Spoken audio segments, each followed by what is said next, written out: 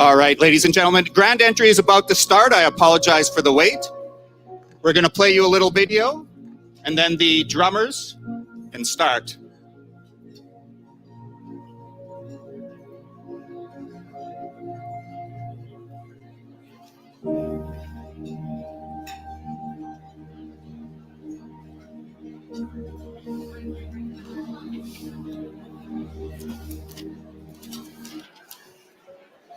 Welcome to the Circle of Knowledge and Practices Conference 2020.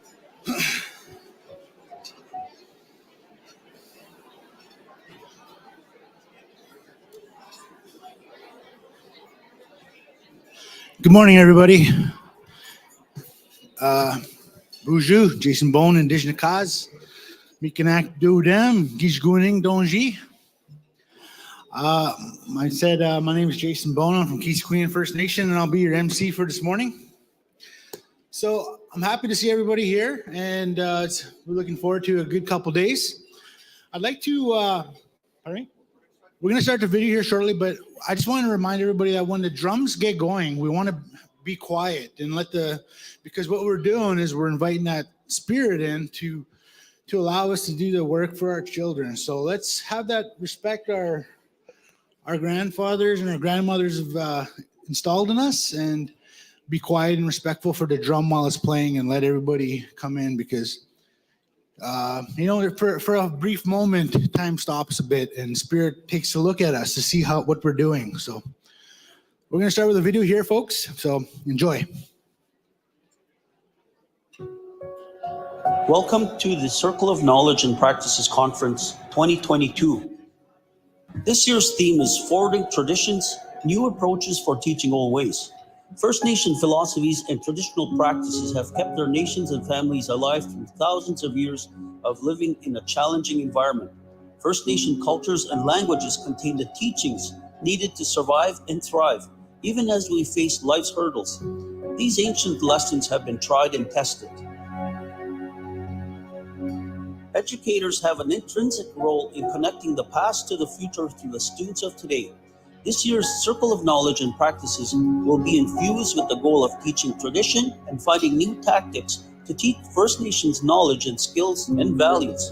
It will also include best practices in specialized educational services and clinical services under Jordan's principle. We hope you enjoy CKP 2022.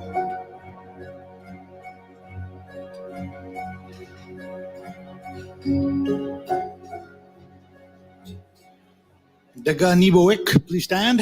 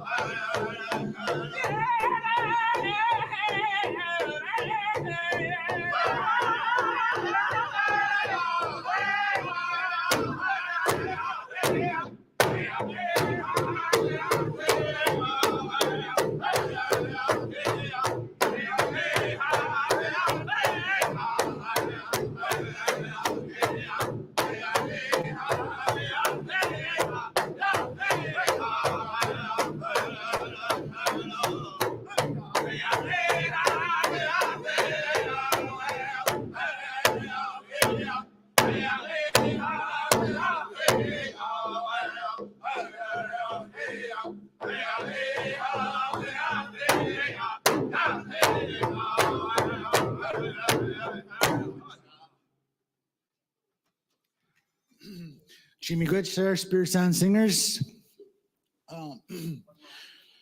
So we're going to, pardon me? Now we're going to have a flag song here.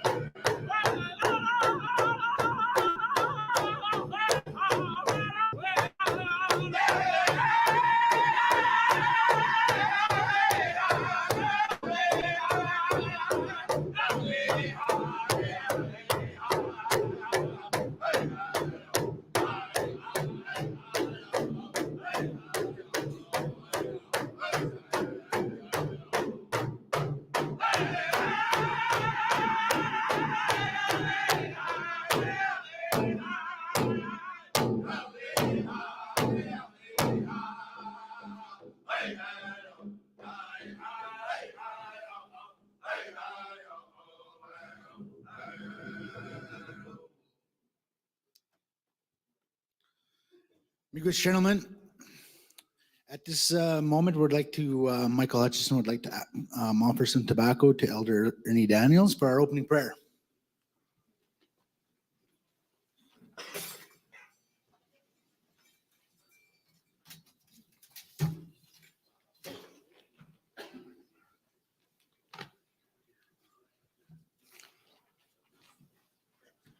Thank you, Michael.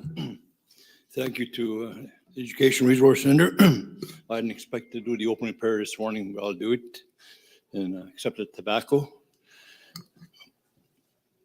Okay, my name is Ernie Daniels. I'm from Long Plain, Treaty 1. I have my chief here with me. She'll bring you greetings on behalf of our people, Treaty 1. So with that, I'll say a short prayer in my language to ask our Creator to bless.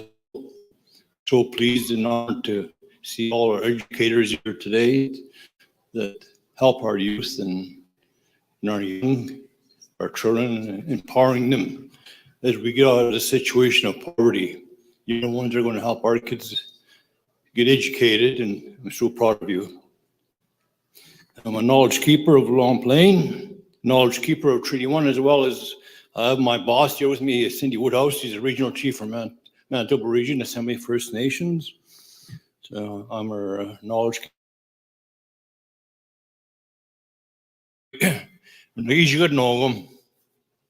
You cannot know my Binibuan, my and all my God, Nijan Schnabeg, a Mubiod.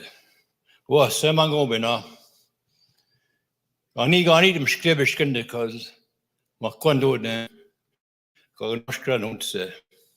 And you can know now home, or at the bending madzin in Akuma, Yogizuma, Bogusena. When home quick, Jenny said, Nijan Schnabe, quick to them was said, quick, Jizong is it, quick, Jimmy Nod Mountain home, or a Mobiad Nogum, Nakuma. Oh, he goes this guy, I must say, my duckinang. J'ai mon dojen cause again. He's a magazine, Jimmy Jordan Jinan Schnabig. Well, so I'm not going to go on home. I'll look on a give me go with Jimmy Jordan Jinan Schnabig. Eh, no, me adopt na sema. Eh, no, but say mag, the knock mag, he's a mag. No, home Jimmy Jordan Jinan Schnabig. I'm a question. Have a good day, my friends.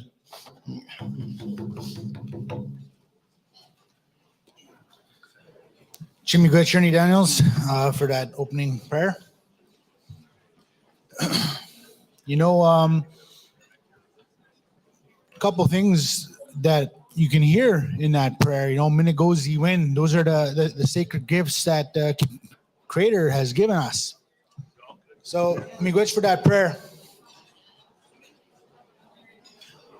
Just give a moment for everybody to get settled, and then we'll proceed.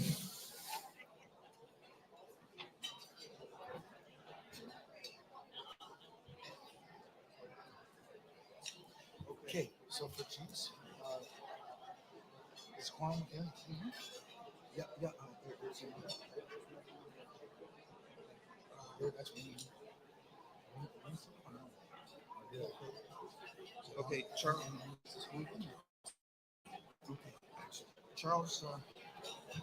At this moment, we're going to call up our executive director, Charles Cochran, to open up.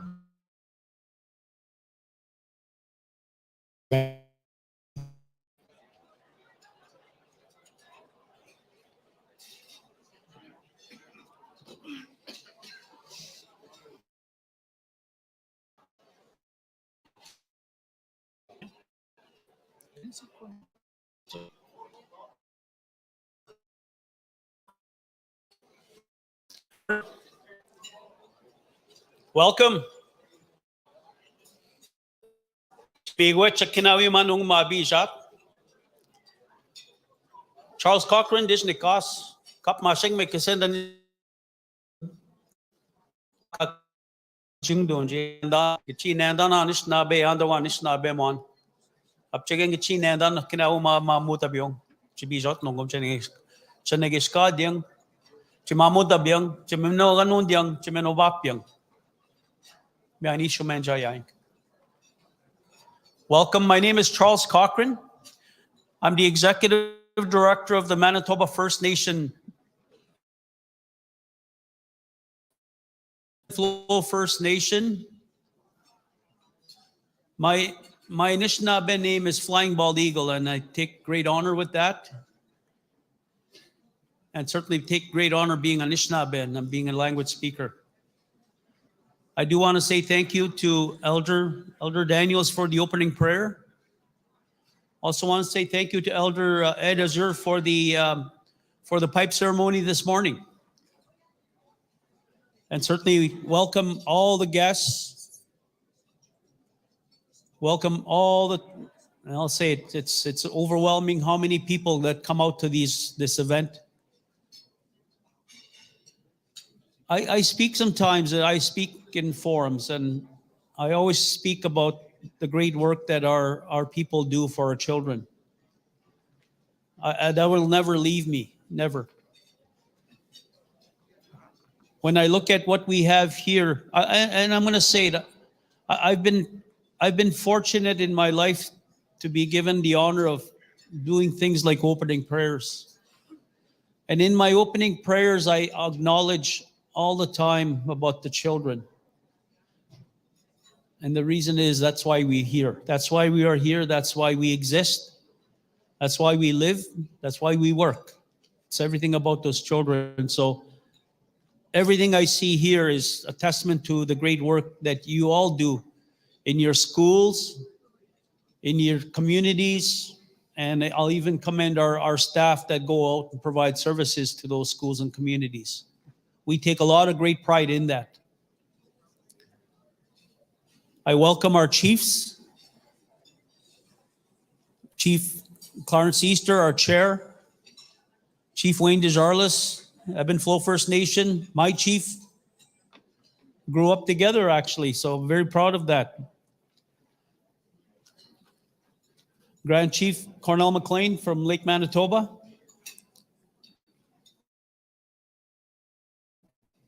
Chief Harry Wilson.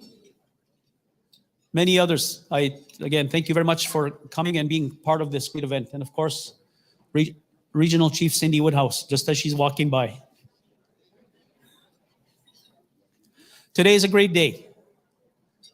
Today is going to be a great day, especially working together, networking, and that's what it's all about. I got up early this morning. I just want to share one story, and I think about certainly things that happened years back, and I know we're beyond that. We're beyond things like being held back. We're beyond things. We know things like racism is still out there. But we're beyond that. We're much stronger than that. We always say, and I hear that a lot from our elders, and I'm going to also acknowledge Elder Gladys Malcolm from my community.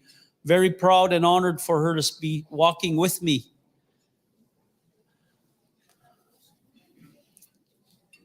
Just this morning, I got up early, and I starting to feel that age where I get up early now. Hey, Johnny.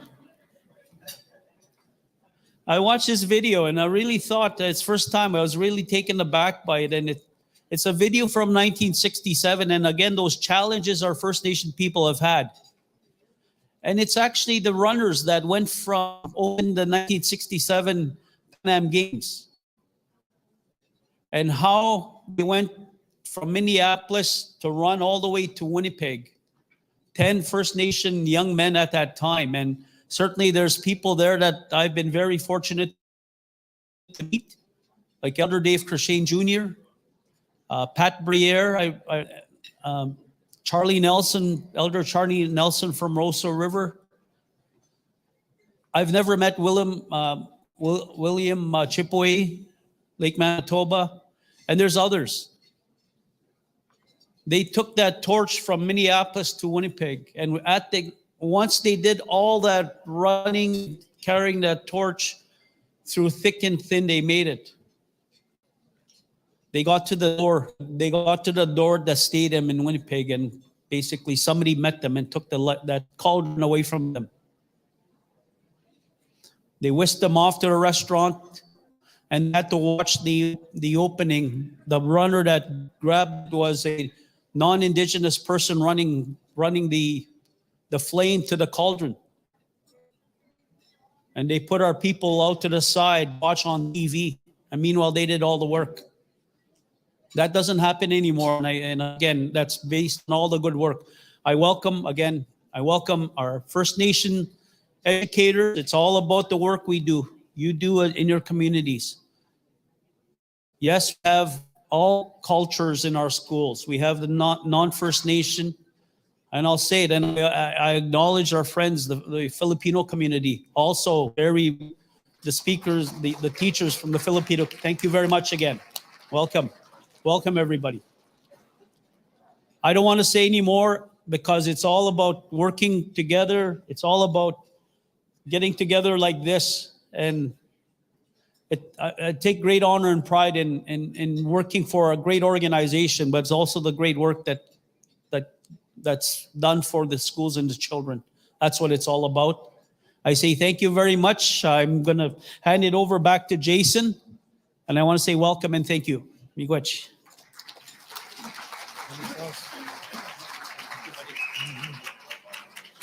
Miigwech, Charles. So at this moment, we'd like to call up Chief Clarence Easter. He's one of our MF NERC board chairs. Yes.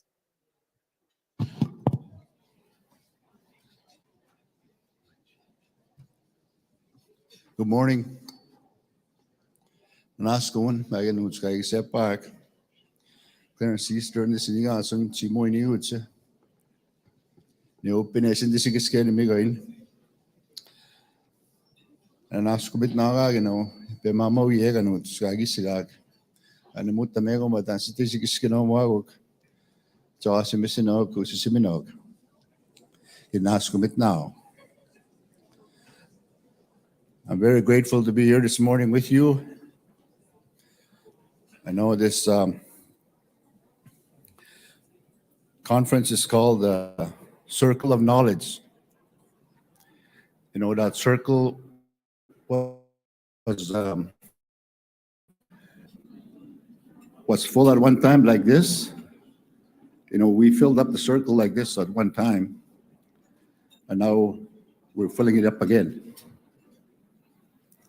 You know, because we're the kids that were taken away. We're the ones that have the knowledge now. And we have to pass it on to our kids, our grandchildren. Not only that we have a circle of knowledge, but now the circle is full of knowledge, which is you. And we need to pass that on. You know, we've been here for, I don't even know how long.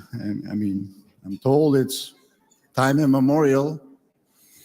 I know for sure it's thousands of years, but we lived here for thousands of years. This is our home. I think we need to start teaching our kids that this is our home. They need to feel at home. That's where they're happy the most, because that's how they be able to feel better about themselves because of who we are. We're at home. You know, maybe this happened. We realized, you know, this circle, you know, the residential school, the trauma, because somebody else came in and said, you got to do things this way. You got to do things our way. Somebody else said, you know, we got to change. You got to forget who you are and do it our way. Our way is a better way. But we have our ways too. I think it's time we go back to those ways, you know, that we lived before.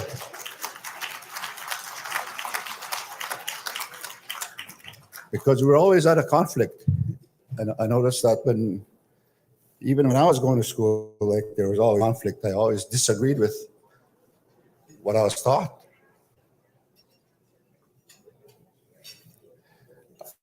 Our kids are the same way. So we need to teach them our ways now. We got to start changing that curriculum and teach our ways. Maybe the concepts would be the same, But I think we need to start changing that, because we lived in a clan system before. That's changed. We lived in a certain way before, off the land. That's changed. Now we're sort of forced to live the way that we've been subjected to live. But now you are all here. We all build a system, and we all know our ways. We need to go back to that to be happy. And that's what we need at home. That's what we need for our kids. And I also think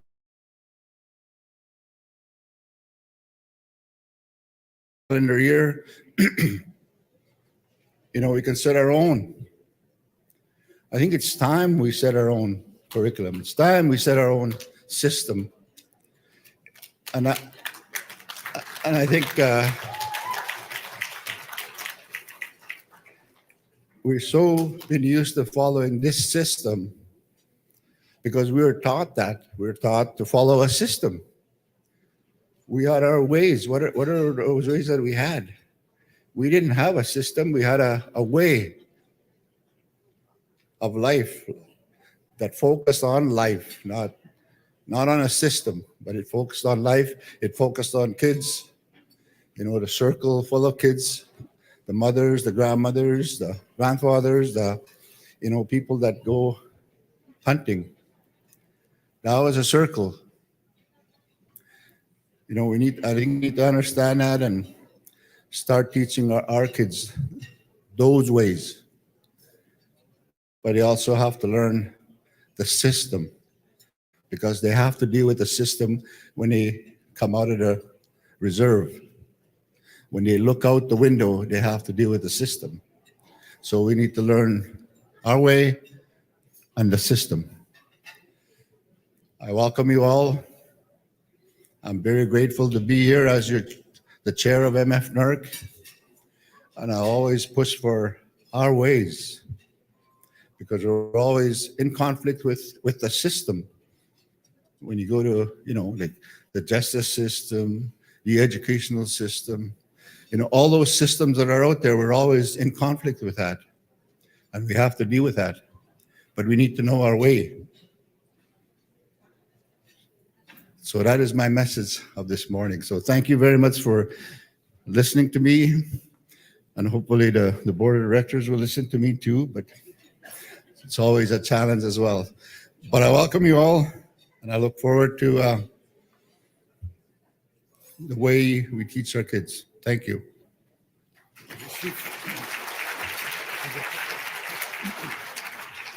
Miigwech, Chief. Next, we'd like to call up Chief Wayne Desjardins. You know what? 1 second here. We're gonna have our director say one more thing. I also want to acknowledge the great work that people do within the organization, and including our interpreters that come to us and help us basically provide the messages to all. And certainly the work we do is inclusive for all. And I want to say thank you to the interpreters for coming as well. Miigwech, thank you.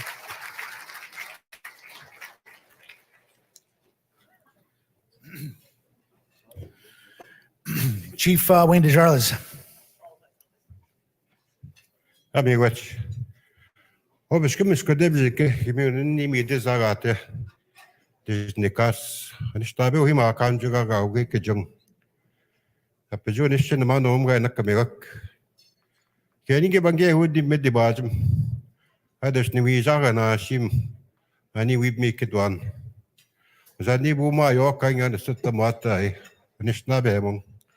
Miigwech kinan denakinga.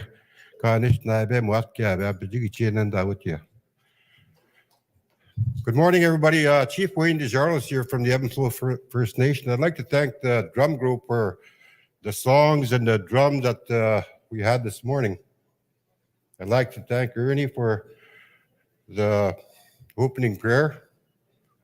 And I'd also like to acknowledge Acting Grand Chief Cornell McLean, Regional Chief Cindy Curvis from Fairford, Carol Wilson, Long Plains.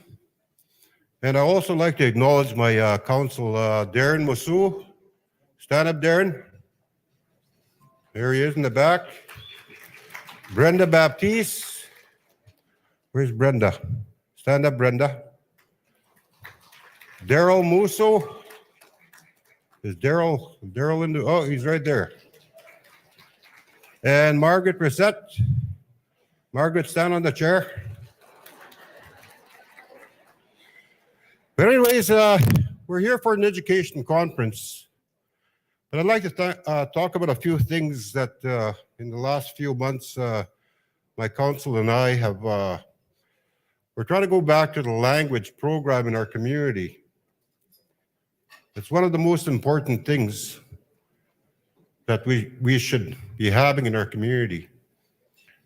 You know, Chief Easter from Easterville, you know, talked about the racism that's still out there.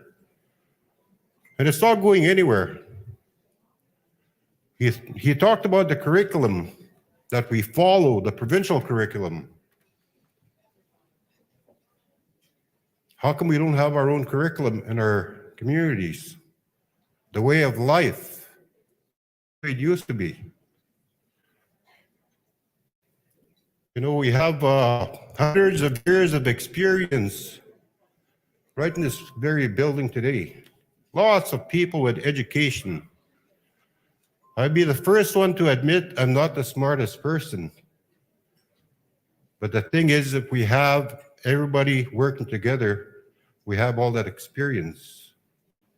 For the kids that are here today, and for the kids that are not here yet. I'd like to thank Darcy Malcolm, my Director of Education, for organizing to bring our teachers to this gathering today. And I hope they take back some information and share it with their students and other staff members. I'd like to thank all the people that came from all over the place. I was at a language conference in Vancouver probably a few months ago, and then I was at one in Toronto, and I took some of my staff members there, the teachers. Then about a month ago, I was at Quebec City. And I went to a First Nation in Quebec City.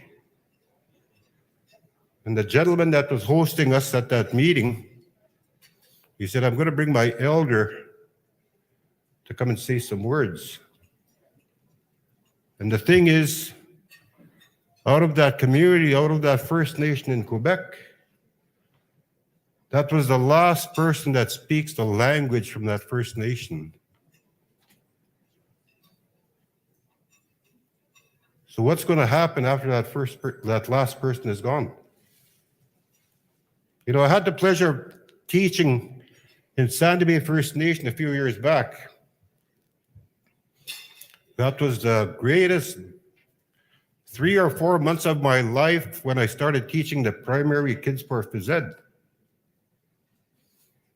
Out of 300 or 400 kids, I think only 2 kids didn't understand the language. All these little kids, grade 1, grade 2, grade 3, they would come running up to me in the morning and they would say, these are little kids, 5, 6, 7-year-olds. That's what we need to see in our communities. We need to revert back to the language. Use the elders that you have in your communities.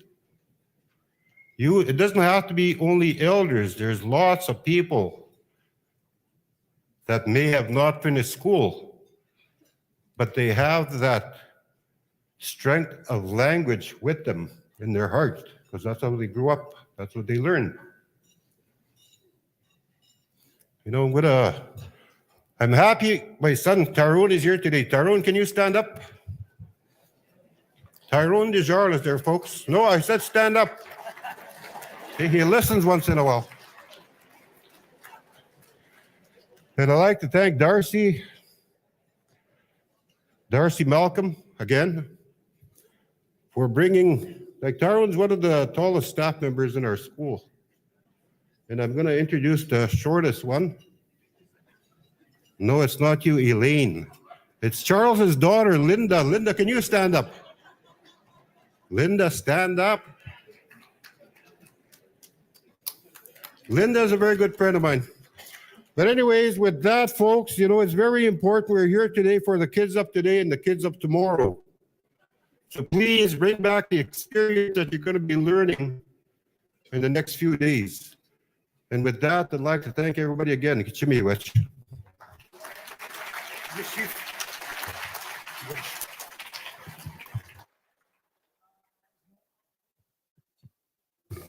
Next, we'd like to call up Long Plain Chief Kyra Wilson for a few opening remarks and to welcome everybody to Treaty 1. So come on up, Kyra. After Kyra, we're going to call up Grand Chief Cornell McLean and MKO Grand Chief Garrison Setti and Southern Chief Cindy Woodhouse.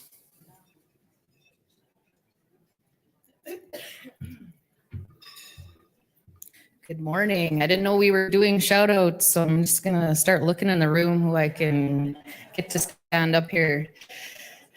Good morning. My name's Cara Wilson. I'm the Chief for Long Plain First Nation. I'm honored to be here today to thank you. Thank you. Thank you very much. That's a nice welcome this morning. So miigwech, thank you.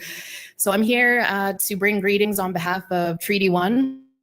We have our 7 nations, 7 communities within Treaty 1. So we're doing a lot of work. But before I get into the rest of the welcoming remarks, I would like to acknowledge our knowledge keeper, Ed Adger, for the pipe ceremony. I want to say thank you so much. You know, it's such an important role and work that we're always, leading with spirit and with ceremony. And that's something that I've learned as a sun dancer. So I'm really grateful for the people that do that work for our people and for our communities. Also to my boss, Ernie Daniels. He is an amazing knowledge keeper, does so much work for Long Plain and for many communities. So I just want to acknowledge Ernie Daniels as well. And to the drum group, thank you for the songs this morning. It always wakes me up and I feel that love whenever I hear the drum. So it's always a beautiful blessing to be able to hear that drum as well. So I'm just really happy to see everyone here today. The roles that you play in our communities and the work that you're doing is so important. Education is the key, to the success of our communities, and education looks different, and there's so many different ways. We have the classroom settings, we have our land base, we have our cultural teachers. It's all very important work when it comes to our children. That's something that I'm always pushing with my little girl. I have a 12-year-old girl at home, and I always tell her education is the key.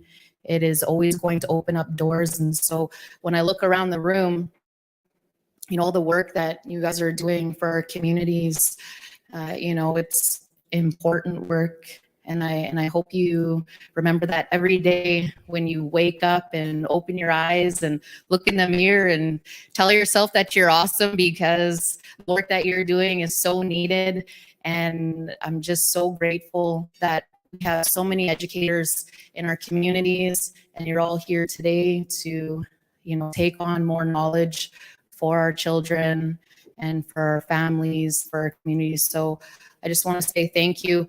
Maybe we could give a round of applause for all the work that you guys are doing, because it's so important. Thank you. Thank you. And let's see here, shout outs. Okay, I got a shout out here. want to shout out to Cuckoo, who's my mom. She's known as Cuckoo. So my mom, Diane Roulette. You want to stand up there, Mom? So she was the first teacher in my life. So I wanted to give that shout out to her. And we have all these different mentors in our lives, and so she was my first teacher. So I just want to give that acknowledgement and thank you for everything that you've taught me and showing me that education is so very important. And I wouldn't be here today if it wasn't for you and for the education that I've received. And so my background is social work. And I'm just really honored and grateful and happy that Long Plain supported me in my education. And so I just want to say, miigwech, thank you on behalf of Treaty 1. I just want you to have a great next couple of days, soak up all the knowledge. And I just want to say thank you again for all the work that you do in our communities. Thank you.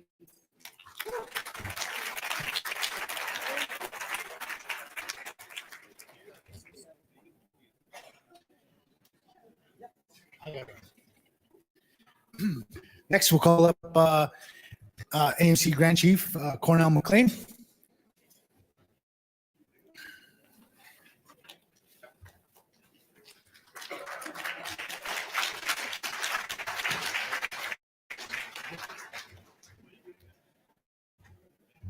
Bonjour, Tansei. Good morning. First off, I'd like to thank Ed for the pipe ceremony this morning, the drum group, Ernie Daniels for the prayer. It's been a very challenging time for us at this pandemic, and I want to give a shout out to all the teachers that fought through this pandemic and made it happen for our kids, because we'd be way far behind if we didn't do what we had to do here. 8 years ago, I was elected chief of Lake Manitoba First Nation, and I had a conversation with Charles Cochran. I said if I was elected chief, I was going to bring Lake Manitoba on board with the Manitoba First Nation school system, and I'm glad I did. My community has moved ahead so much in our education with our kids, and we've showed, I'm going to say it, the white people how it's done. Because we were, our kids face racism in Lundar school. We've put on more infrastructure in that school. They should have had a brand new school, way bigger than any First Nation in any community, because kids were paying for that.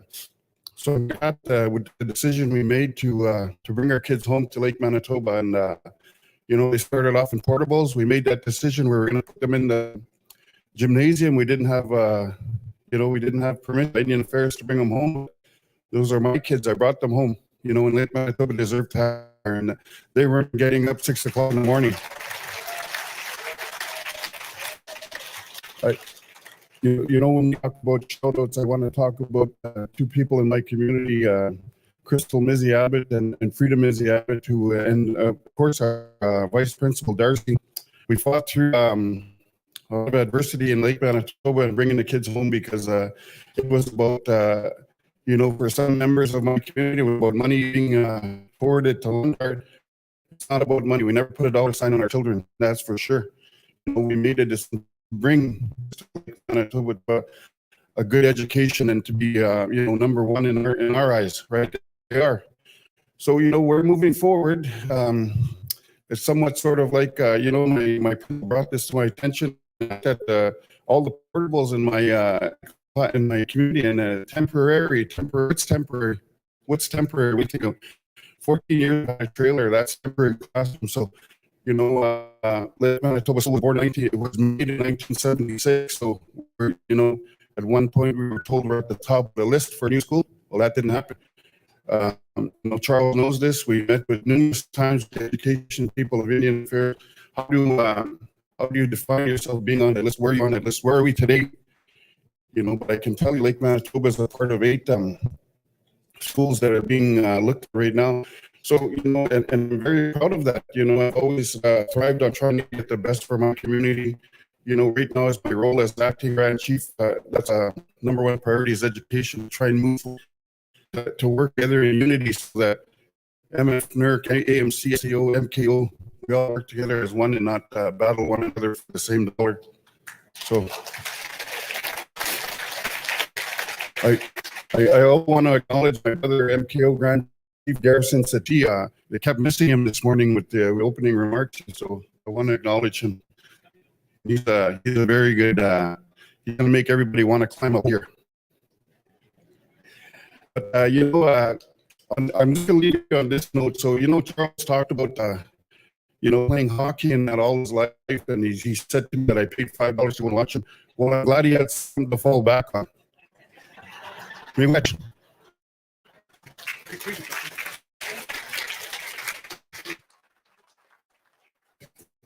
You guys, Chief. Thanks for letting call back Keynote Grand Chief Garrison Setti.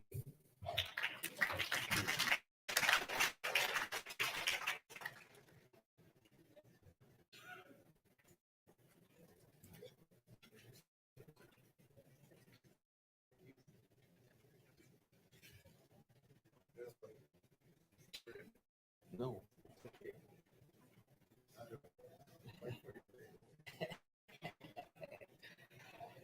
Tansi, gumaganak, nitisanak, temak, to be here at this very important gathering. I want to acknowledge Ed Asia for opening this assembly in a very powerful way. And also want to acknowledge our elder knowledge keeper for his invocation, Elder Daniels. Spirit Sands, thank you. And I am very encouraged this morning to be here with you because of who you and what you represent in our First Nations. And I'm also very confident in the leadership that we have leading First Nation education this morning. I want to acknowledge Charles Cochran, who was in the circle this morning, because it indicates to me the approach that he wants to take in leading First Nation education for our people. It begins with acknowledging who we are as First Nation people. And also the chair, who is my friend Chief Easter, and knowledge of the systems that undermine our ways and our culture. It's something that we're beginning to address. And I also want to acknowledge Davin, who is in the building with us here. I went to university with Davin. Dumas, stand up, my friend. Since we're doing shout outs and acknowledgements, we sat together in the same classroom from day one when we started our journey in education. And he's now at a very prominent place in leading education. I'm so proud of you, brother. And I guess I just want to keep my comments short, very concise. But I want to acknowledge you as teachers, who you are, and what you can do, the power and the potential you have to transform our First Nations. Education is a system and a process that has an end result. That end result impacts our societies. It impacts our First Nations. But I think that our Indigenous people can not only impact our nations just for a school year, but we can impact our generations, 7 generations ahead. That's the power you have.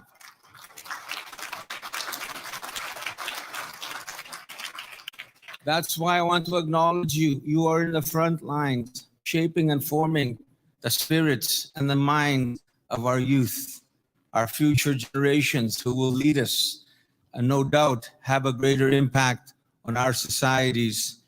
So I really acknowledge the theme for this, reviving First Nations heritage. It's long overdue. Time is now to revive our culture, our identity, especially our languages. Long overdue. So I commend you for using this as a theme, because I believe ultimately, if we are to move forward, if we are to change and transform our societies, we have to decolonize education.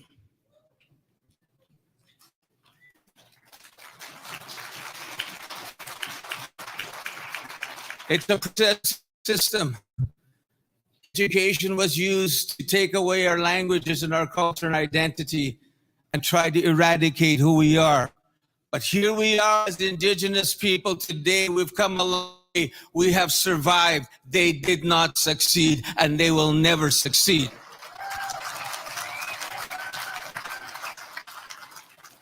But today we have an opportunity to take back what they tried to eradicate. Today we have power to change who we are in our classroom, in our schools, in our institutions. We can take back everything that they tried to take from us. The time is now. Let's do it. Let's do it.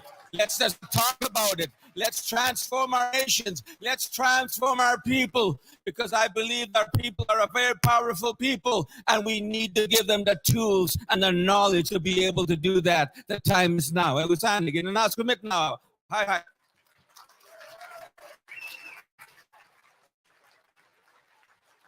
Chief Miigwech, and Chief Garrison City.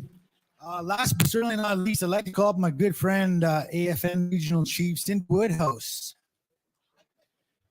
You know, thanking you as educators, but you know, our chiefs do all that work for us to get these dollars and make things happen for us. So we owe them a round of applause. Well, so thank you. Good speech, brother. Where is he? I don't know where he went, but right here. Hard to do that. This was, I can't believe how many people are in this room, you know, and I'm so happy to see each and every one of you. You know that the last couple of years has been very difficult. It was, you know, into our communities and, you know, staying home with our people to make sure that everybody's safe until we had vaccines. And it's nice to see all of you again. And it's nice to see all those kids back in those classrooms full time, you know? And so I commend all of you as teachers, you know, for coming back after all the restrictions, these things that change from week to week, how stressful that may have been. A little bit about myself. I'm from a community about 2.5 hours north from here, from the Penimutang First Nation. And I thank Treaty 1. I know Chief Kyra's here, and I want to thank you all for welcoming us on your territory, Miigwech, my friend.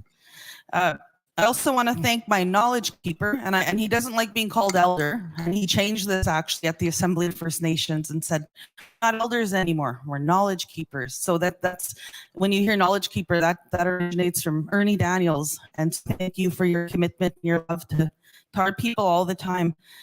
You know, with our elders, they always, I know that we're talking about going back to our ways, and that's one thing that I'm so thankful for, that many of our elders, you know, and the young people in the room, that they pray for us, and that we should always continue to do that for our little ones, you know, to make sure that we're, you know, praying and helping each other through life. Life can be tough sometimes, you know.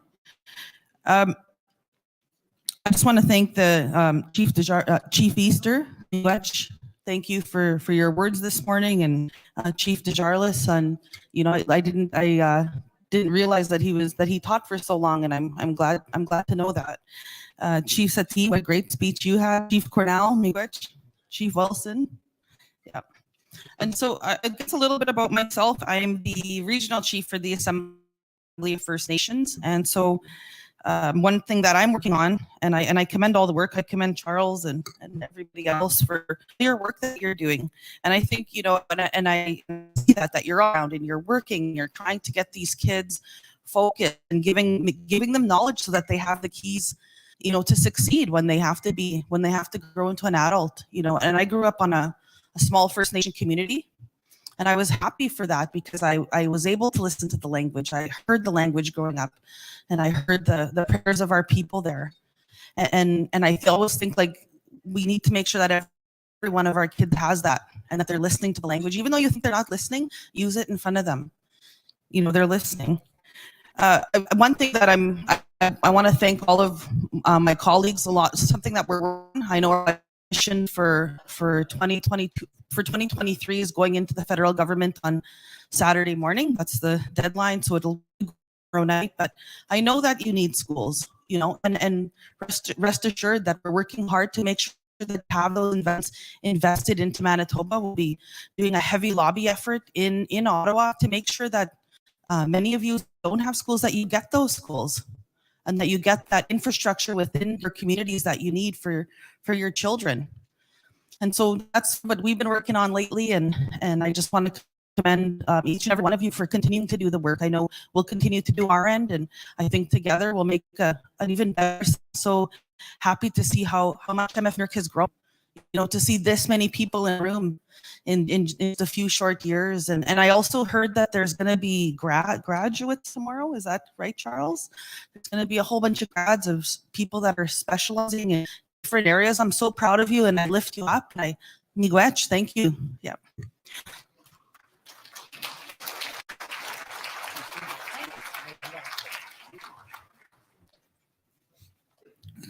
You guys, Chiefs. So next, I'd like to call up Charles to introduce our keynote speaker.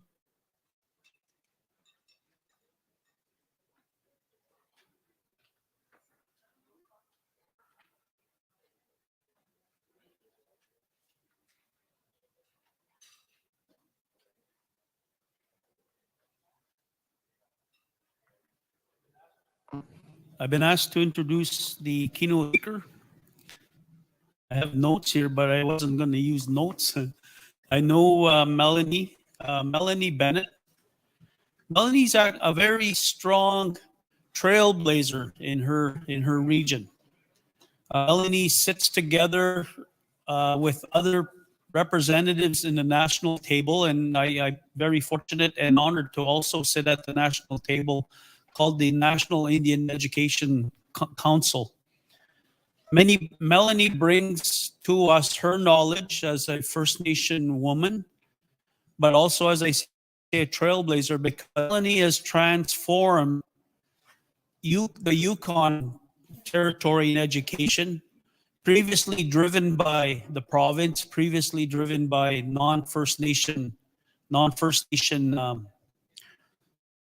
authorities, and has taken that and now has transformed it into what Yukon wants, and that's controlled by Yukon First Nations over education. And Melanie's the person that has done it there. So again, Melanie, congrats on doing that.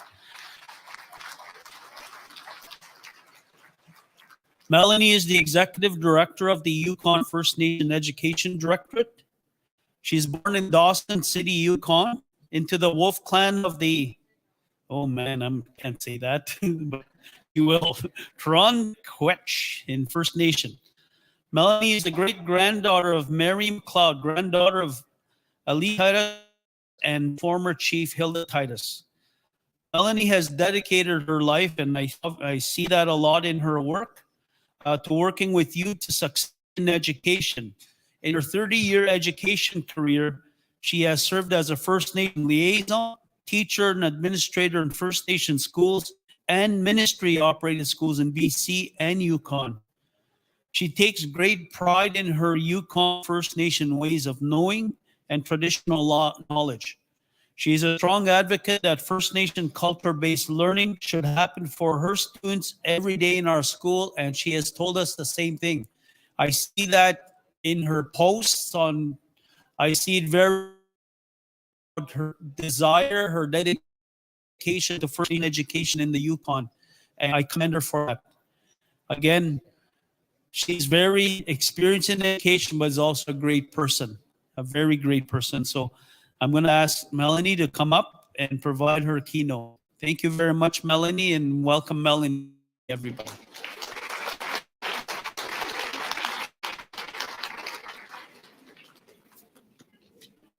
Make sure I'm pinned first. Thank you very much. Let's see. Yes. Let's see. What are we doing?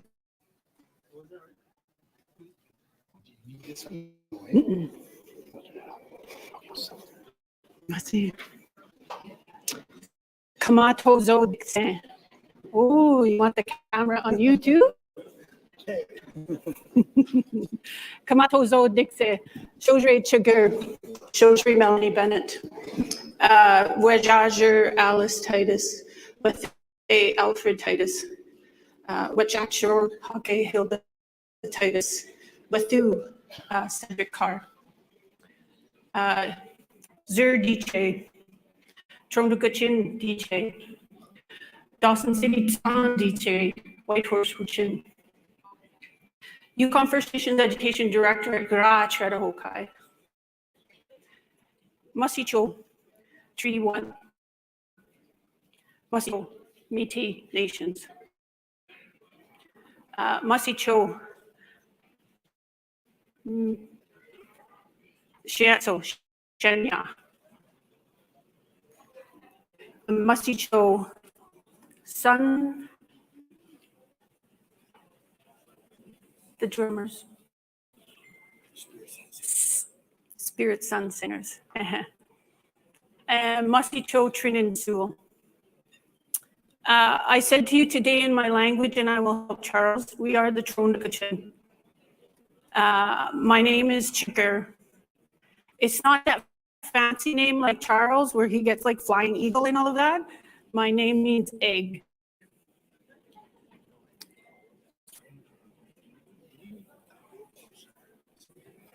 Sure, they'll tell them. You did talk to the tech guy. He's the smart one. So I'll do my best to use my teacher voice. I said to you who I am. That is in our way of how we speak. Whenever we go on to another territory or we are with anyone who is new, we always introduce ourselves. We're matriarchal. And I introduced my grandmothers first. I have wrapped everything I'm going to talk to you today about from my grandmother. I'm from a little town in the Yukon. The Yukon is the colonial name that they gave us. Chuhaigon is where I come from.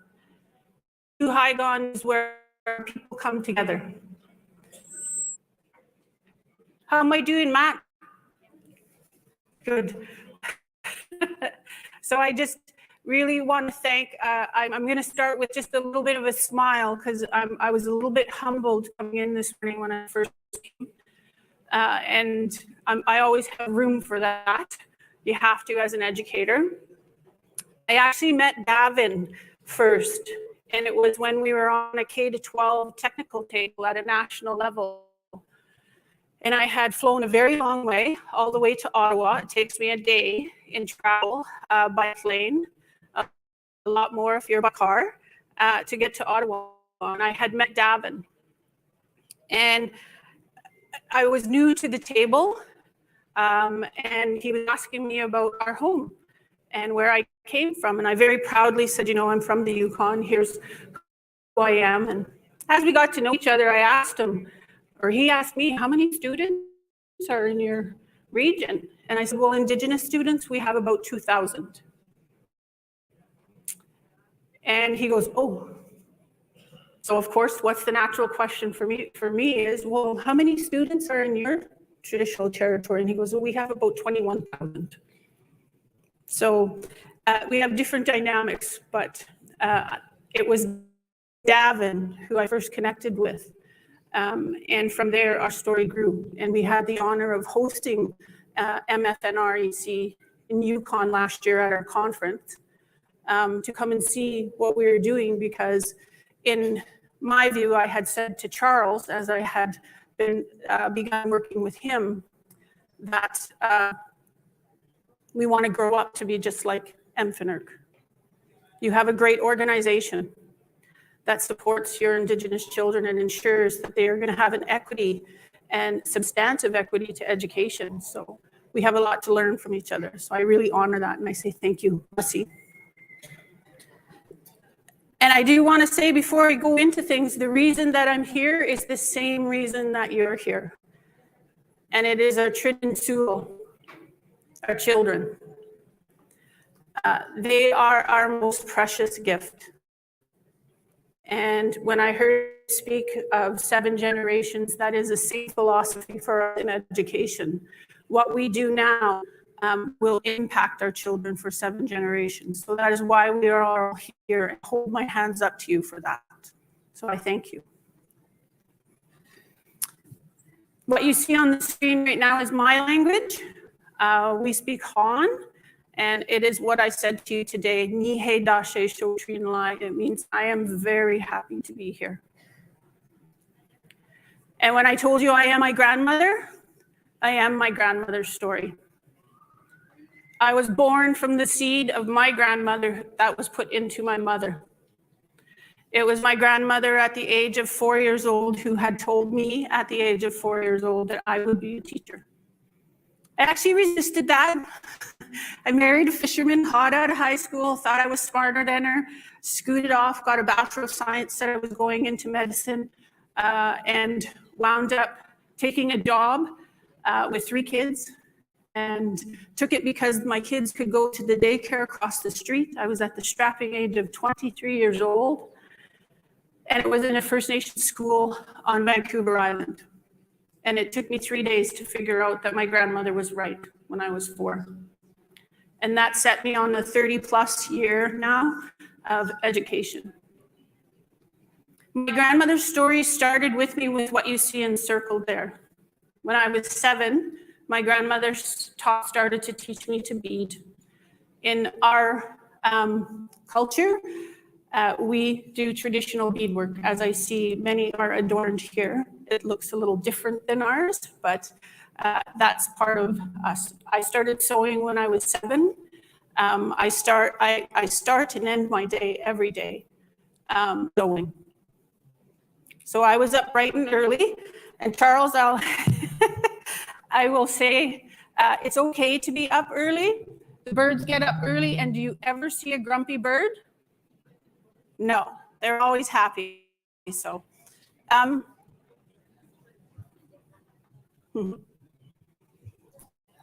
those are some of my pieces over the years that I've done that, and I had to put a picture of my grandson in there wearing some of my beadwork because that is my latest grandson. But everything that I do on a daily basis in the work comes from my grandmother. And I'm going to connect it back to her throughout my presentation. This is the Yukon. The Yukon is just about 2/3 the size of Manitoba. We have 50,000 people. So right now, when Charles and Davin said to me, hey, would you like to come and talk to our people? I thought they meant maybe a couple hundred. He didn't tell me there would be 1,000 people in the room. You guys are 1/50 of our entire population in the Yukon. And from my hometown, where I grew up, which is where that little black arrow is, it's known as Dawson City. But to me, it is Trondheim. And our name, Trondek, means river. And Hwetchin actually translates to hammer rock. And the hammer rock is what we use for our fishing weirs. Because where I come from, the Klondike River is, most people know, where the gold rush occurred. But to me, that was the biggest impact on our people that displaced us. I don't note the Klondike Gold Rush. I note that we are Trondheim. We are at the confluence of the Klondike River and the Yukon River. But I actually started up that blue arrow is, which is 122 miles up the Dempster Highway. My parents owned the last gas station in the building of the Dempster Highway way back in the day. I'm now giving them away. That's okay. With my corn on my grandparents' trapline. So my life actually started with a core small group. I am number 10 in a family of 12. I am my parents' youngest daughter. I have 2 younger brothers, 1 older brother, and 8 older sisters. Trust me, when you are the last girl born, you know how to wait for the bathroom. You also know how to listen. And I think sometimes that's where my grandmother knew I would be a teacher, because in order to be a teacher, I believe you need to be able to listen. We are just shy of the Arctic Circle. Where we grew up, we were on the trap line, so I spent my early years out on the land. That's some of the pictures from what was our backyard and where I played and where we hunted and trapped and subsistence fed ourselves. And I had to put a moose picture in there too because we just got our moose this year. So I'm quite happy about that. In the Yukon, there are 14 First Nations. We speak 8 language groups. Our group is the Han. It was very interesting to hear about the language being spoken here. Han across North America is the most at-risk language. And my job as an educator since I started has been to revitalize that language. I don't care how much a child speaks. I often hear that you're not fluent. That's okay. I speak the language. And I will teach it at any given time, whether it's just 1 word, 2 words, or 3 words. Because I firmly believe that when our children even know the basic of that, we are all born from our grandmothers, and that language seed is in all of us. And when you learn just a few words of it, it sets a fire inside of you that will have you attach and your children back to their culture. That seed that will say, I am Tronakachin. And when I say I am, I know that means we are. So language to me is the key. I've often heard language and culture should be together. Language and culture should be separate. It doesn't matter. We are our language, and our culture is our language. Even if you learn 2 words, I encourage you to do it because that seed will start the fire inside of you to begin that journey to who you are.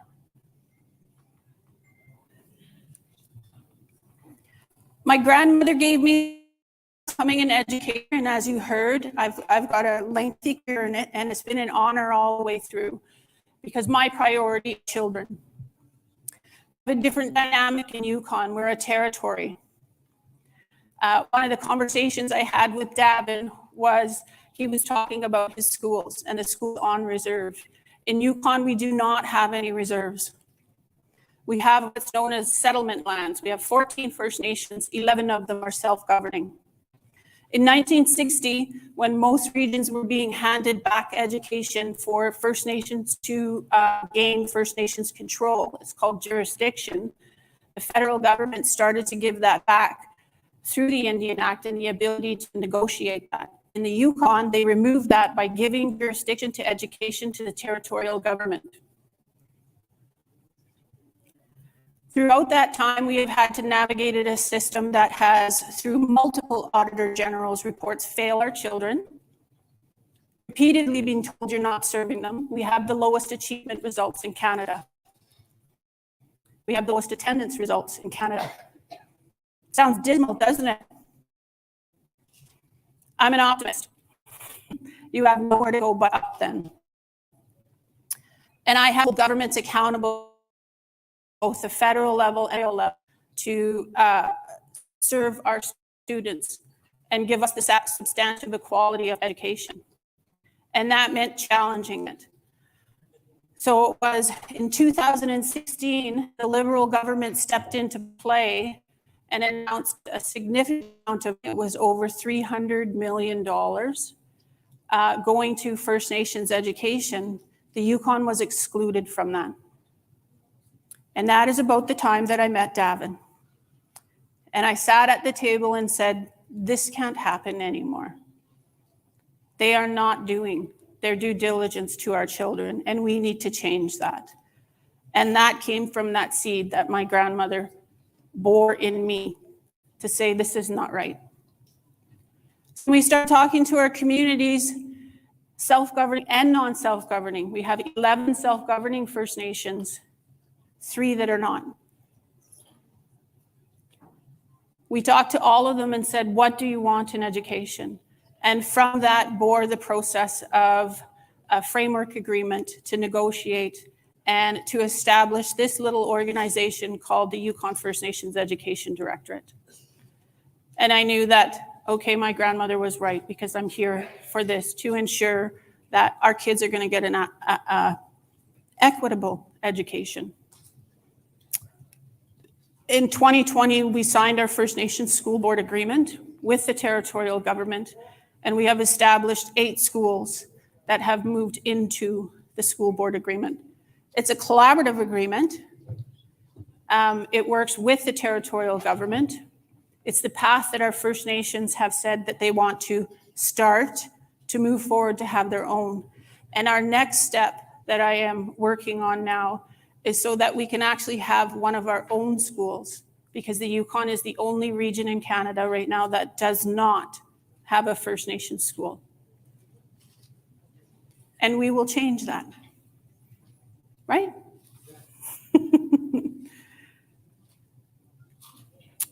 I'm very proud to say that we operate a wraparound service model that does the most important thing, which is it puts our children in the center.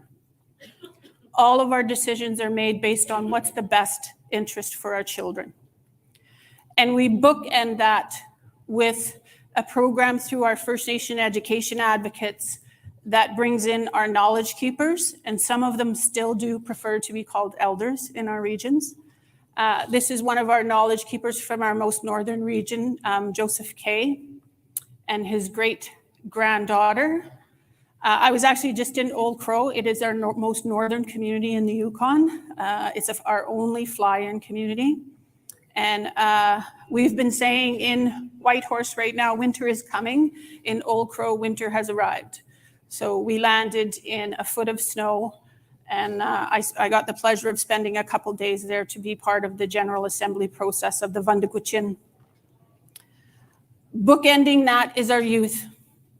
I often wondered as an educator, when we come up with these things called curriculum and all the different pieces that we have, I asked this young man, what do you think of that? And he said, I don't want to do it. I don't like it. He was one of our grade 11 students. And I said, well, what do you like? And he said, well, I want to learn about how to do my taxes. He said, I want to learn how to apply for a credit card. He said, I want to learn how to be a community member. Oh, okay. But I had been on multiple committees learning about curriculum and how we should be doing this for. So the other philosophy we have in our organization is we bring the youth in to make sure we're not doing it for them, but we're doing it with them. We ensure that we have youth on all of our work that we do. They advise our mobile therapeutic unit, they advise our early years, and they mentor our other youth. We run a junior advocate program and a mini junior advocate program that focuses on ensuring our children can get on the land and connect that learning back to the classroom. Most days, when I go to work, I think I'm this. Right? I get up, I'm usually up in the wee hours, and I'm like, I'm ready to go. But really, this is me. And my story has been different for one reason in the Yukon, and it is my grandmother. The top left-hand picture is I'm in that picture, and I am with a bunch of my siblings. I am, who thinks they can get, I am, come on, don't be shy.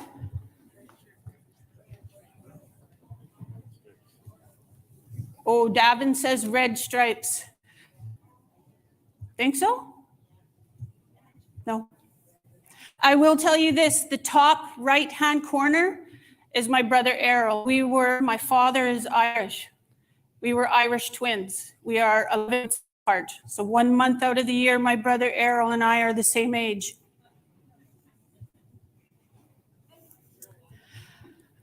The girl laughing is my cousin Karen. The girl to her right is my sister Erin. She is 2 years older than me.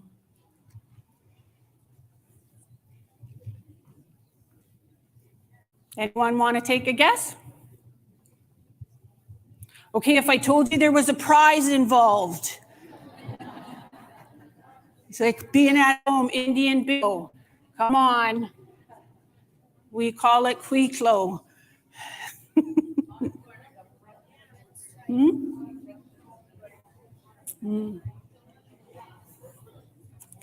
If you go to middle row, I am the third from the left, the little blonde-haired girl with green eyes who looked like her father. We'll give a prize anyways. I'll tell you a funny story about my sister Erin. All of my other siblings, my sister Erin, my brother Shannon, my brother Errol, all very much look like my mom. And my other sisters and my one brother very much look like my dad. And my sister Erin to my mom when she was about 6 years old and said, "How come all my sisters are light?" She was asking us, "How come all my sisters have green eyes and blonde hair and I'm dark?" And my older sister Carol told her that mom got tired of having light babies, so she cooked her in the oven for a while. My sister didn't talk to my mom for like a month. She didn't want to say anything to her, right?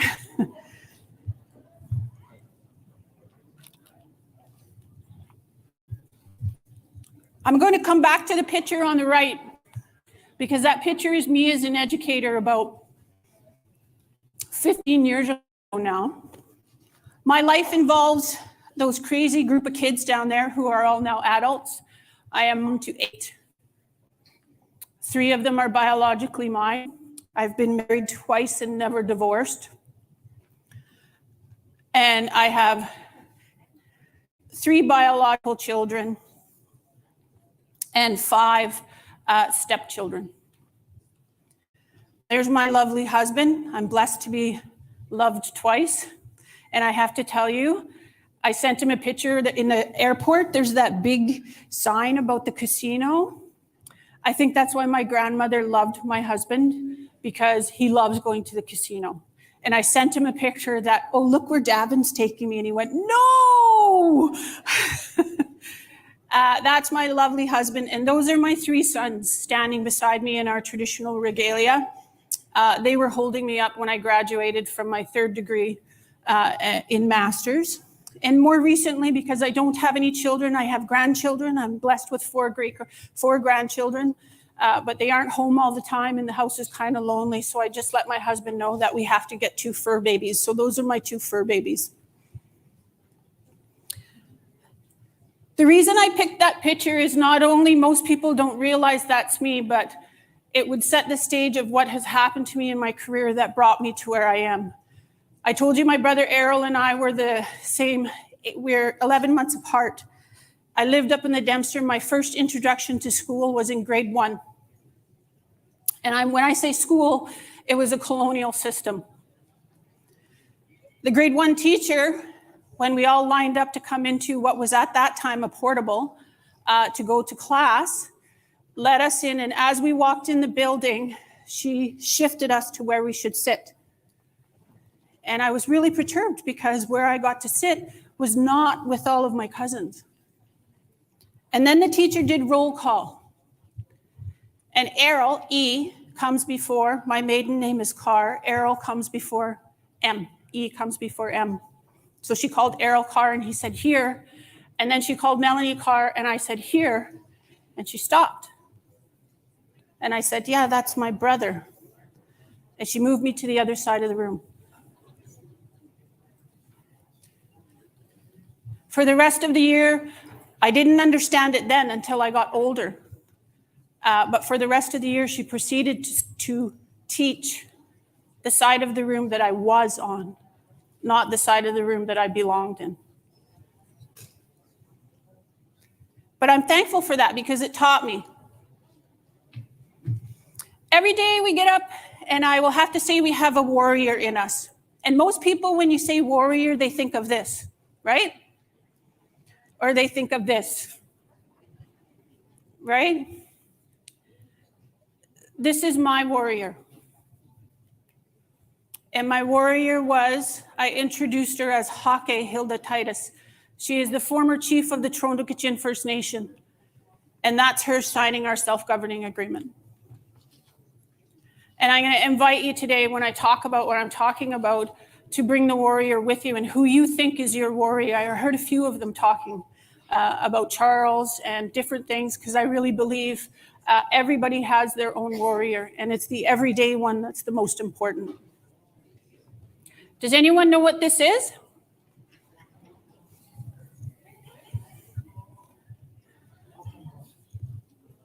Ooh. You want to say it out loud? Wampum Belt. Yeah, it's a wampum belt.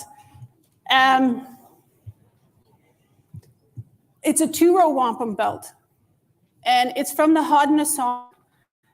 I was early in my career learning about this through my mom. And what she gifted me in that was the ability to, I think my picture's covering up the other picture, but she was gifting me the understanding of that 2-row wampum belt, which is, it was to represent the 2 blue lines are 2 canoes. And I'm going to use the language of the oral treaty of this, which is, one is a white canoe and one is an Indian canoe. And our treaty, our agreement that we are going to have is that you are going to take from my canoe and I am going to take from your canoe. But we can never upset the balance of the canoe. We must always maintain the equilibrium of them being the same. That didn't work in our society, and we know that through residential school. We know that through all of the processes that have happened. Our canoe got tipped. And it happened with me. In our Indigenous ways of knowing and doing, I had to learn in a colonial system. I didn't get to learn the way that my grandmother did on the land, learning our language. My grandmother protected my mother, and my grandmother created the warrior in her because she hid my mother and her 2 sisters from residential school. But all of my 11 uncles had to attend residential school, and that was a huge sacrifice on my grandmother's part. But she protected her daughters because she said, if I protect the girls, they're going to protect the family. So my mother, as my warrior, when she taught me this, she said, you need to learn to walk in those 2 worlds. And so I've walked that balance throughout my career. And what I want to talk to you about is what I've learned in that. And then this great elder who came into my life many years ago, she's from the Ross River Dene Council. We were in this big meeting with a bunch of Department of Education officials. Her name is Dorothy Smith. She's Casca. She's a very fluent speaker. She grew up on the trap line on the land. She has worked an entire career. She is 83 years old today and still works with the children and comes in and advises me all the time. We were in this big meeting and all these government officials were talking to us about the latest Auditor General's report and how they were going to bring change. And she sat there for almost an hour and 45 minutes not saying a word, and I'm sitting beside her going, why is Dorothy not chewing them out? And she finally said, I want to speak now. And when she spoke, she looked at them and said, would they change for us? Not one government official and not one educator in that room understood what she meant, but I did. She wanted to know, in that whole philosophy of a 2-row wampum belt, would you change enough to make a difference for our kids? Would you change? So I left with that question and came out of it with the understanding of what it is that we require to do this. Reconciliation in colonial institutions. How could colonial institutions sincerely engage in reconciliation? Because we hear it in lots of talk. So I'm going to say the first step to it is they do have to make a personal commitment. Whether it's political, whether it's on the ground as an educator, they have to make a personal commitment to do this. And I'm going to give you the heads up as the bingo caller. I said I'm a beater. So the next one is going to come up, that comes out is going to be through my beadwork. The big letters do mean something. They will spell something. So if you play Wheel of Fortune, you're going to be really good at this. So get ready to answer it when I ask, okay? But we first have to make that personal commitment. We do. Reconciliation is a big word. And in that personal commitment, we need to recognize this. I have to, on a daily basis, tell this to educators. It is not a gap in the Indigenous students' ability. It's a gap in the system and the ability of that system meeting the worldview and cultural DNA of our Indigenous students. So we often hear about an education gap. It is not a gap in the students' ability. We have to talk about this.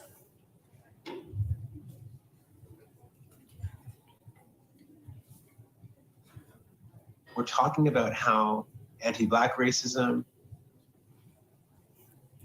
It's always a tech guy. I'm talking fast.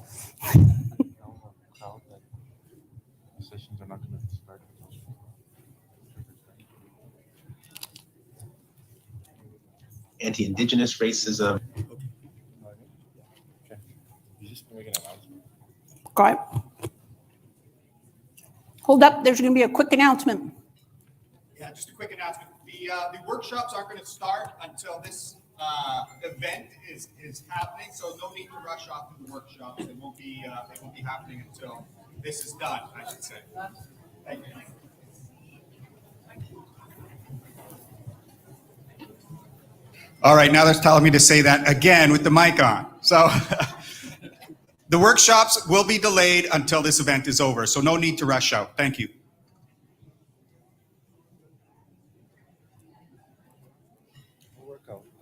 We're talking about how anti-Black racism, anti-Indigenous racism, and other forms of racism are actually embedded in our government and in all of the institutions that our Canadian government allows to exist. Political leaders across Canada have rushed to condemn systemic racism in the aftermath of protests condemning the way Canada governs and polices marginalized populations. But activists warn that without understanding what systemic racism is, the people at the very heads of those systems are just talking the talk without walking the walk. We don't have a Canada without the Indian Act. We don't have a Canada without residential schools or the reservation system. We don't have a Canada without slavery and segregation and all of the things that those produced.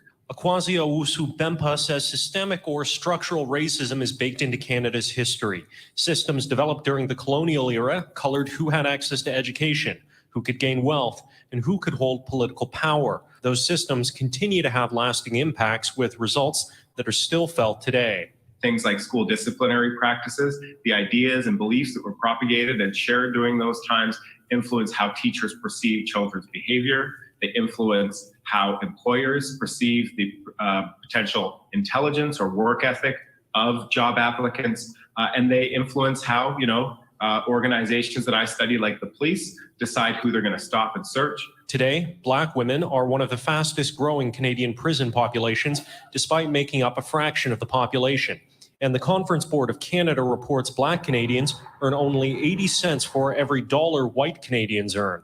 Author and activist Desmond Cole says while the Prime Minister has talked a lot about systemic racism, his government has sued to stop a Human Rights Tribunal ruling on funding for Indigenous children in care. The Human Rights Tribunal has said exactly what I just said. This is racist. It's not fair to give First Nations kids on reserves less money, and the government has to immediately equalize the funding.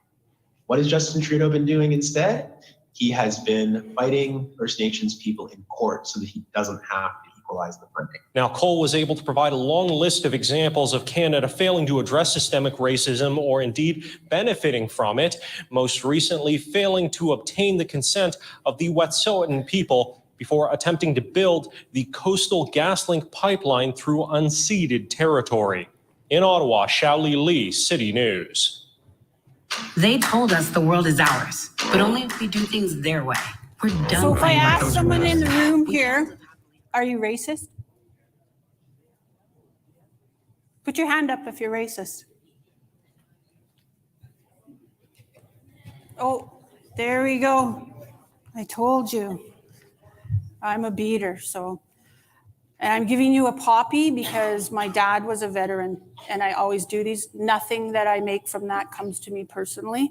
I always give it to the Indigenous Veterans Association. Okay?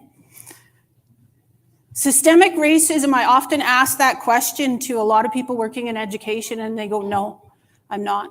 I'm not racist. And I have to say, but you are. Because you continue to perpetuate the processes and policies and procedures that are racist. We heard one of them, curriculum. The curriculum has not been designed in our way. The curriculum has been designed from a colonial model from over 100 years ago that was based on industrialism. And as long as we continue to perpetuate that, we are part of that systemic racism. We have to be the voice to say, no, that's not right. I often have educators say to my team, well, they're not learning. I just had the pleasure of taking a group out on a bison hunt, and one of our boys took down his first animal and he learned the ceremony of it. He learned how he respectfully takes that animal. And then he came back and he presented on that to the group. So he learned how to speak and how to be a leader and how to honor the work that he was doing as an Indigenous person. But in that system, the teacher said, well, I can't grade that. That has no value. We challenge this box when we start to begin to bring the value of our own ways of knowing and doing and don't follow that system of curriculum and grades and school calendar years. You have to know who your influence is. And I'll show you another quick, I'll tell you these are the only 2 videos I have. There's a reason I'm showing you this one. It's a quick one. It's not the best picture. And I'll stop there.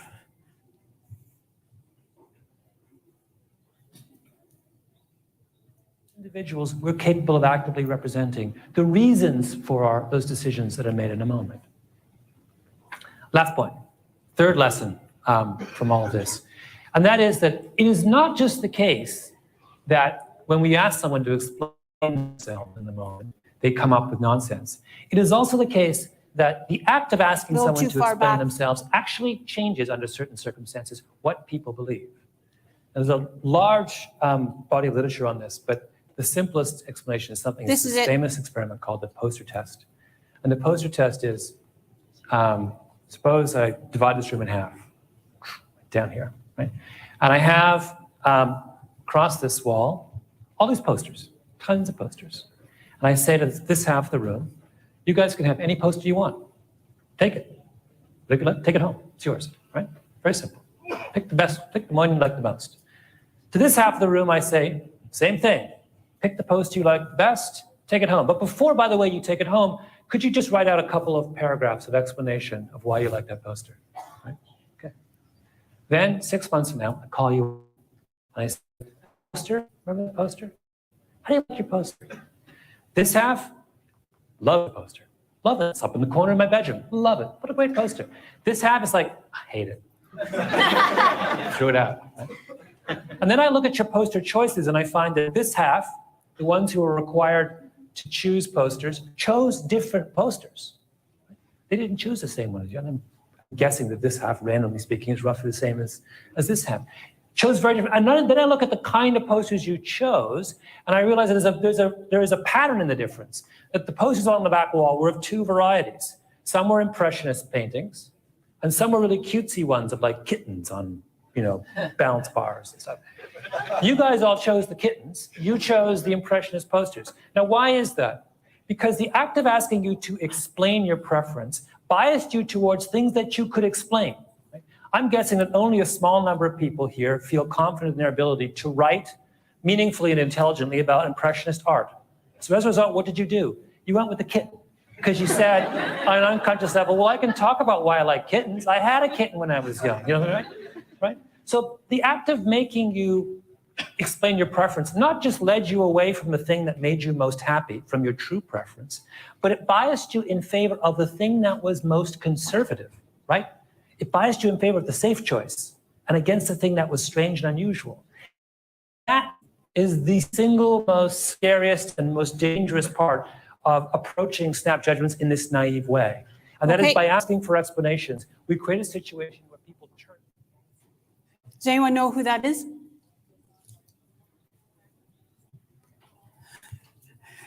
He's actually one of our modern day philosophers right now. His name's Malcolm Gladwell.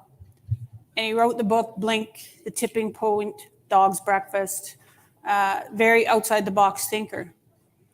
And I think of that poster test all of the time because my influence is to ensure that I am not biased by the safe choice. Think of that bias for the safe choice when you have to change a policy in education or change a policy in government that does things for education. The safe choice is done. I've had to sit at the table with many, many politicians, and they certainly don't like to take the risk. And that's what decolonization is. If you're going to step into that realm of reconciliation, you have to be willing. You have to make the personal commitment to say, I'm not going to take the safe choice. I need to take the risks because our children matter. And Malcolm Gladwell, I thought, explained it very clearly in a poster test.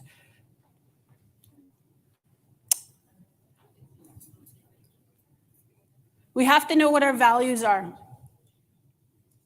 And you have to know what where you're working in the school, what their values are to ensure. Because the colonial model has a very different sense of values that are very linear. They're hierarchical. We come from a value system that has reciprocity. There is a we, not an I. I can tell you it was really funny coming up here. I was like, boy, there's a whole lot of chiefs talking before me. In my language, the term hake, it doesn't actually mean chief. It actually, the translation to it is the one we have chosen to speak for us. And note that, that is the one we chose to speak for us. We have to know what our values are to step into that and say, all right, I want to make change. I want to bring the change. I want to decolonize. The other thing is we have to know our identification. Malcolm Gladwell also ran this other test, and this is was very intriguing to me. I learned about it about 20 years ago. And it's called the IAT test, or Implicit Association Test. You can actually go online and do it. And so I've been ingrained and steeped with my grandmother. I've been in my culture, but I learned how to walk in another worldview, which was known as public education. I was the only member in my family of 12 that made it through school. And I asked the question of why. And when I was working with a mentor, he said, it's because, Melanie, you know how to go in that system and you know how to work and you know how to talk, but you also know how to go back and make dry meat. So I had learned, and my grandmother took the time and my uncles took the time to teach me that. But then I took this implicit association test. I grew up in the public system. I had to take a ministry-operated school system. This implicit association test gives you these series of questions, and you have to push A or B. It'll give you words, but they know that with 2 words, the human brain has a difficult time discerning, and it pulls out what your worldview is. And the hardest thing for me was at the end of that implicit association test, it popped out that I was a Western European worldview. It was the first time I looked at my uncle and I said, I've been assimilated. He said, yeah. So trust me, I've gone back and done that implicit association test a whole bunch of times. And I've celebrated when it's come out and gone, okay, you're Indigenous. You can't trick it. Because the questions come at you so fast, it does it at the base. So I encourage you, go and try it. It's on the Harvard University's. You can go and check it out and try it. But it was a moment in my career that I went, okay. I had learned that other worldview so well that it was actually, without me knowing, suppressing who I was. And I needed to stop that. So we have to identify who we are and what do we attach to. So I'm comfortable going into a room of bigwigs. I was recently in a meeting with a whole bunch of ministers and deputy ministers. They were making a decision, and I was there as an acting to support someone. They didn't know who I was. And this is where my green eyes and blonde, well, now silver, I like to call it Arctic fox hair, was at my advantage. Because they were talking about funding for some Indigenous land-based learning, and it was a measly $500,000. And all these ministers spoke and they said their piece, and it was really, really racist. I was the second to last person to speak. And I stood up and I spoke in my language and I said who I was. And in a split second, those people all figured out that I was Indigenous. And then they all started to go, oh my goodness, what did I say? You have to be brave enough and you have to be able to identify back no matter what the room is. If you're going to go into reconciliation, if you are going to decolonize, you have to be able to know who you are and where you stand. And it's okay. I had to learn that, you know what? I went through this system and it took a chunk out of me to assimilate me, but I know that I'm Tron Kachin. And those moments are going to come. You always have to remain a learner. There is not a day.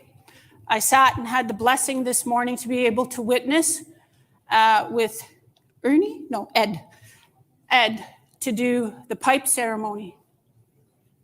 And the first thing he said to me, I asked him if I could sit with him, and the first thing he said to me is, I have a men's pipe, you can't smoke it.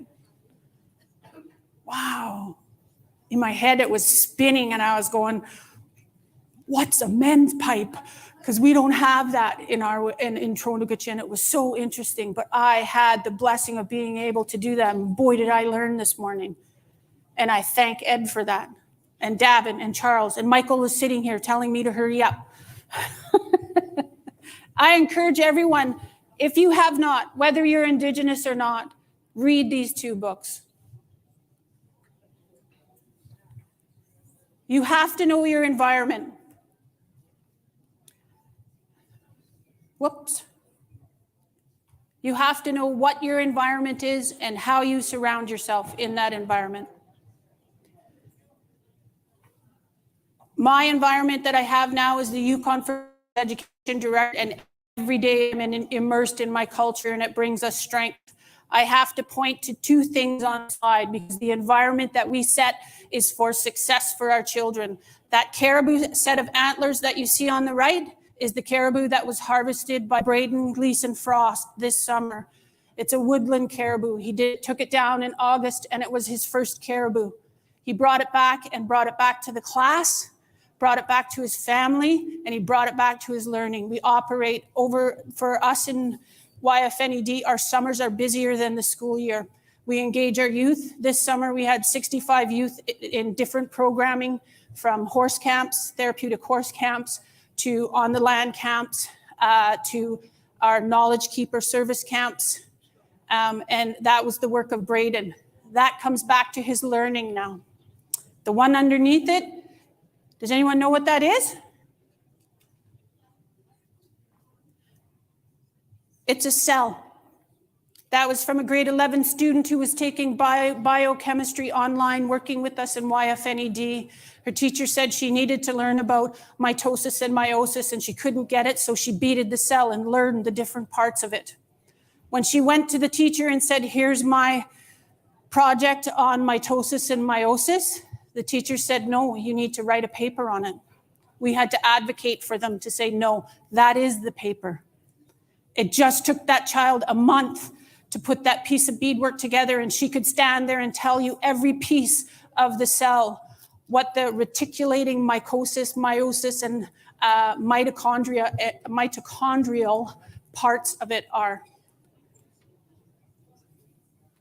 We have to find what our environment is and ensure. And then we have to gather.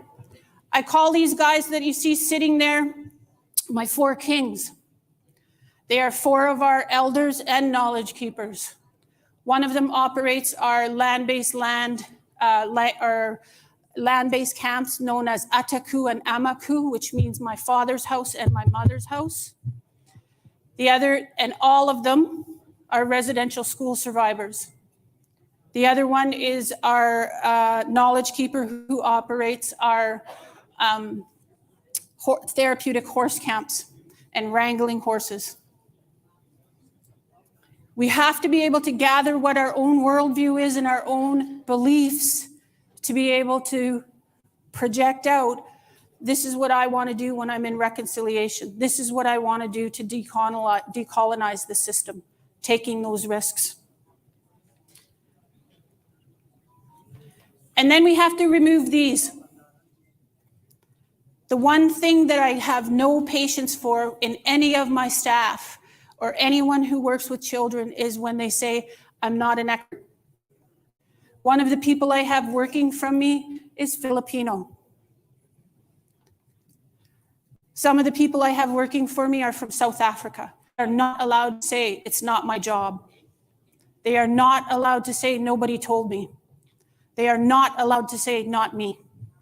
If you are going to step into an Indigenous worldview, you can't have any excuses. You have to make the move to say, I'm going to be that learner. I'm going to be the person that's going to try it. I'm going to take the risk. And then our role as Indigenous people is to say, I'm going to help you. I recently had a person who was Indigenous do a keynote speech for me, and he said it is not the First Nations people's responsibility to teach about reconciliation. And I had to stand up in the room and say, no, it is our responsibility. And it's yours too. It's all of our responsibility. We must all take that step. I said I was going to bring you back to this picture because it's just shy of almost 20 years ago now. This was a drumming and dancing group that I was teaching. I was teaching grade 2. The little boy on the second from the left, that's Dustin. He's now one of our language speakers. The little girl that's in the middle there, she works for me. She was in grade 1 in that picture. The little girl that I'm leaning on now works for our First Nation and is one of their family support workers and has children of her own. The little boy who looks super happy, he's one of our champions. He's from the Wundikwachin. He's up there fighting for the Arctic National Reserve to ensure that our caribou will continue our way of life because we are caribou people. The little one beside him is in the middle of law school right now. And the one in the middle there is one of my pride and joys, where he actually told me in grade 2, I said, what do you want to be when you grow up? And he said, I want to live in my mom's basement. His mom was not happy. His mom wanted a totally different story. And I said, why do you want to live in your mom's basement? He goes, because she's going to get old and I want to look after her. He actually works with our elders. We have to be able to interpret that, but the key factor that I know as being an educator, which is really important, and it's important in decolonization, and it's important in reconciliation, and it's that big word called relationship. We don't have a relationship in the system right now. We have a grade by grade by grade. I heard a teacher one day say, well, that one's not in my class anymore. I taught those children in grade 2. They're all in their mid-20s right now. And they're all still in my class. And I see them all the time. And I know until I can no longer have breath and I transition on to be with, because a relationship doesn't end at the end of a school year, and it doesn't end for us at my life. My mother is now with our ancestors, and I still have a relationship with her, and my grandmother every day. I sew, and I maintain that relationship with my grandmother. I speak, and I maintain that relationship with my warrior mother. And we have to do that with our children if we're going to move into it. Did anyone get what the word is? Oh, who put their hand up back there? Say it. It is privilege. Why would I say privilege? I consider myself to be an extremely privileged First Nation person. I didn't have to go to residential school. I survived the colonial system that I had to go in. When we understand what our own privileges are, we can step into this. Because it's not reconciliation, it's reconciliation. We actually have to do the things to do them, not just talk about them. And right now you heard from our government levels, they're talking about it, but they aren't doing it. We have a really nice warrior, her name's Dr. Cindy Blackstock. And she still continues to do that because any support is best expressed through actions and changed behaviors. And until we start to do that, the picture on the bottom there is a school that we've recently taken in with the First Nation School Board agreement in Yukon, where the students completed a bison hunt. This was last week. And they're actually doing their learning around that. It's not a science class. It's not a math class. It's not an English class. It's their learning. The middle picture is our students that we took this summer to do our equine therapy. And what they're doing there is the horses were out on the field. They start off and they have to build a relationship with that horse. And then they've got to bring them in. If you've ever had a horse that's way out in the field and you have to build a relationship with them and bring them in, saddle them and bridle them, they have 2 weeks to do it. And the youth that you see there are surrounding one of the girls who finally got her horse to come in on the last day. And the other picture is one of our knowledge keepers playing one of the most integral games to us, which is a form of, it's called hand games. And it's where our drums come out in our loud voices. And we have these little rocks hidden in our hands. And in teams with hand signals, we gain points. And it's very loud, it's fun. That's where most of our people come together for a hand games tournament. But that hand games there with our knowledge keeper is occurring in our classroom.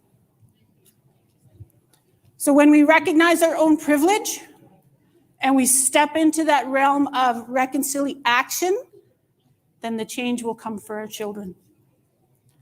Because that's really what we're here for. It's our children. And the change will come that our children will then know this. They will know that their canoes are in balance. Their canoes can go forth and they're going to identify. I had an elder, his name was from Northwest Territories, and his name was Herb. And he got up there and he was telling us about how these youth, they can't have, he goes, we have to give them, they have all these iPads and things. And I had just finished listening to a teacher telling me about how bad technology was. And I have to admit, I'm a technology nerd. David knows this. And he kept saying, you know, our kids need to know these. They have to have iPhones. They have to have iPads. They have to have this. And then he very quietly, as I was thinking, oh no, but not in school because we're trying to get them to do all this. And he went, but they still need to know how to get their hands sticky with fish. And it's because they need to know how to be in two worlds. That's the platform we have. I thank you very much for listening to you today. I hope I sped it up. From my country to yours, Mussy.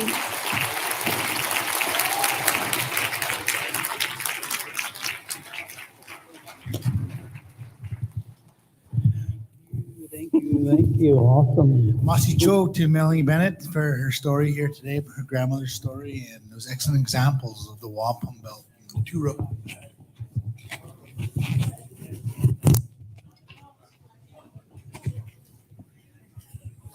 We're just going to have a quick message here from our director.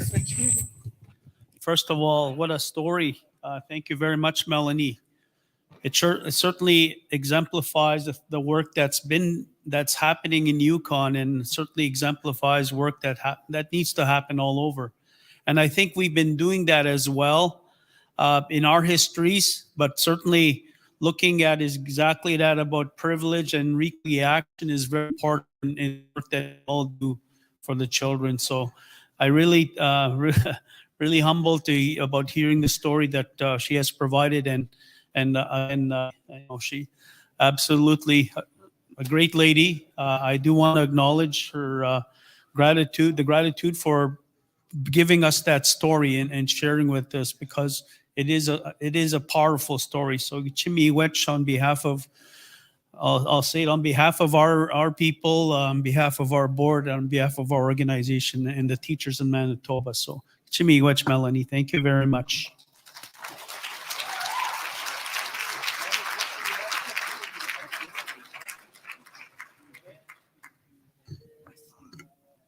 We're gonna cut your thing. Thank you. Just so that, after this is done, we're gonna cut Derek's thing. Okay.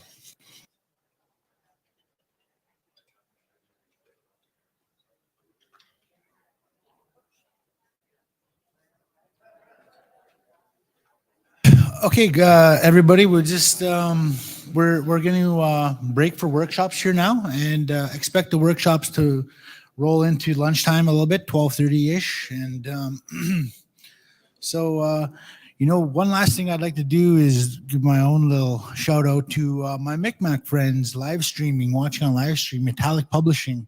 Be nice to have you all out here someday and see those resources too. So. Big much for listening, everybody, and hurry off to the groups, and let's get the day going, and we shall see you guys around.